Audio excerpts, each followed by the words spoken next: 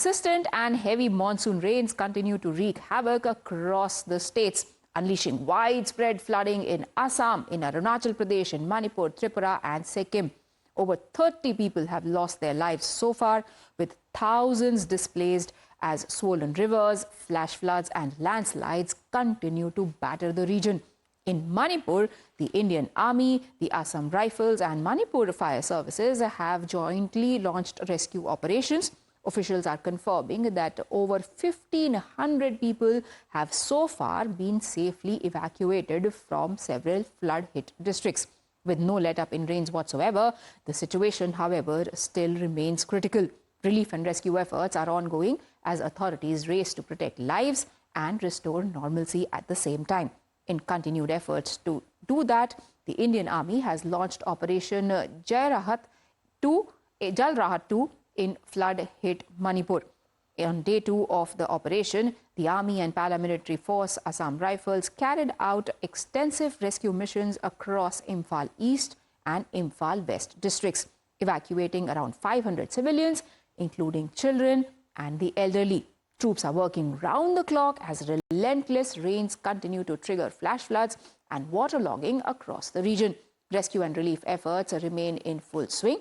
On ground zero, Chief Minister of Assam, Himanta Biswa Sarma, visited flood-ravaged Lakhimpur, where he met with displaced families and assessed the damage firsthand. CM has also assured residents of full government support, promising prompt relief measures and rehabilitation efforts as rescue ops continue across the state. With water levels rising and thousands impacted, Assam continues to remain on high alert. In a dramatic rescue mission, the images of which are playing out on your screens right now, the Indian Air Force saved 14 people stranded in the swollen Bomji River on the Assam-Arunachal Pradesh border.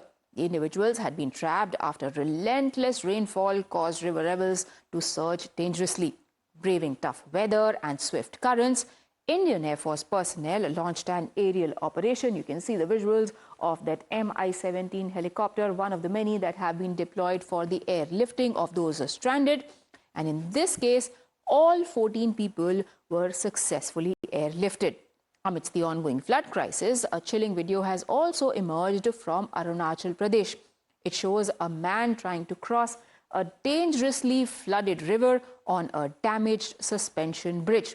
The video is said to be from a remote village in Anjor district. It captures the terrifying moment as the man carefully navigates the remnants of a hanging bridge with the river below raging due to relentless monsoon rains. Watch this ground report.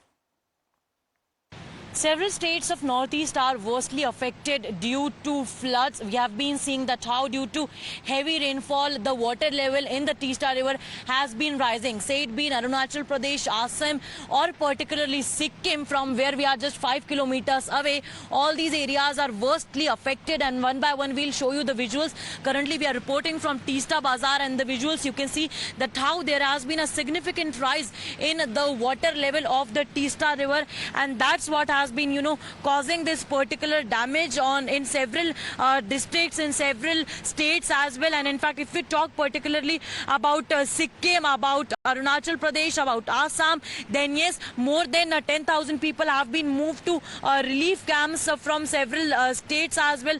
And if we talk about the number of death toll, then it is more than 30. But you can see the kind of damage that these rising water level or the flood situation has caused over here. You can see that how the construction over here has been damaged. Those houses are also in fact were completely submerged in water, is what the locals told us.